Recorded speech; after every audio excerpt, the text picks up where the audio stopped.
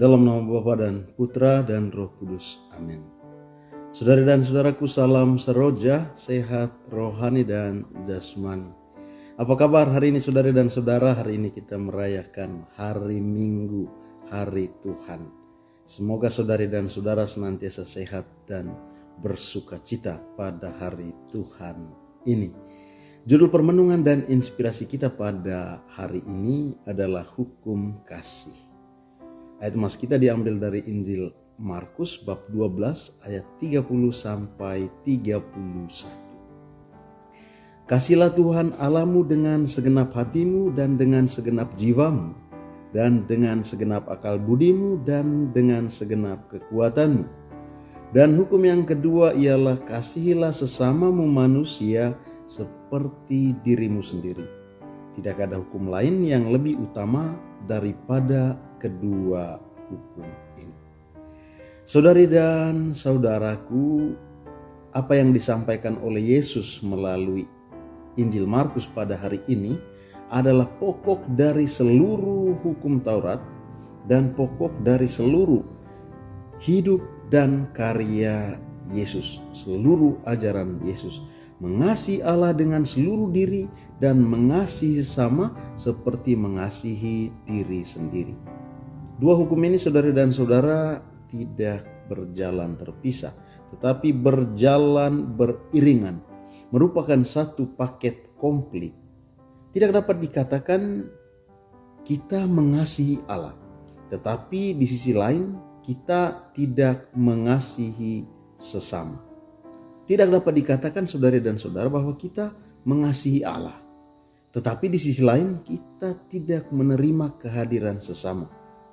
Tidak sesuai jika kita katakan bahwa kita mengasihi Allah tetapi kita membenci sesama, tidak peduli terhadap orang yang lain, tidak menerima kehadiran orang lain, tidak mengakui keberadaan orang lain.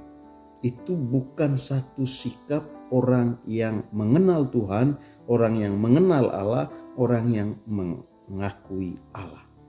Yesus menunjukkan hubungan antara kedua hukum ini. Hukum cinta kasih saudari dan saudara, kalau kita lihat lebih jauh, merangkum seluruh tata keselamatan Allah. Allah merencanakan keselamatan dengan kasih. Karena begitu besar kasihnya akan kita, akan manusia ini. Pada awal mulanya ia menciptakan langit bumi, menciptakan manusia, menciptakan segala sesuatu yang ada di sekitar kita. Ia terus mendampingi, terus berjalan bersama. Dan pada akhirnya dia juga menyelamatkan kita melalui putranya yang terkasih. Karena kasihnya yang begitu besar. Karena itu saudari dan saudara, hendaknya seluruh tata hidup kita dirangkai oleh kasih, dirangkum oleh kasih. Kasih, kalau kita menyadari, sebenarnya menjadi pusat dari seluruh tata kehidupan kita ini yang bersumber pada Allah sendiri tentu saja. Jika segala sesuatu, seluruh hidup kita, tata hidup kita, tata hidup dunia ini didasarkan pada kasih saudari dan saudara, kita yakin dan percaya, kita jamin bahwa perjalanan hidup kita ini adalah perjalanan keselamatan. Kita menikmati kerajaan Allah yang kita doakan setiap hari. Kita mengalami bahwa kerajaan Allah sungguh-sungguh kita hidupi, sungguh-sungguh terjadi dalam kehidupan kita ketika kita melaksanakan, menghidupi kasih itu dalam kehidupan kita sehari-hari.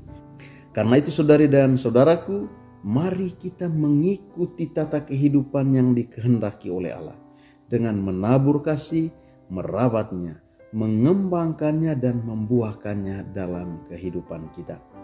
Di mana ada kasih saudari dan saudara, kehidupan akan menjadi damai, menjadi adil dan lebih berkeutuhan.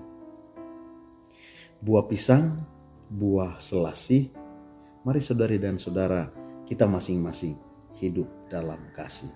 Semoga Tuhan memberkati kita. Dalam nama Bapa dan Putra dan Roh Kudus. Amin.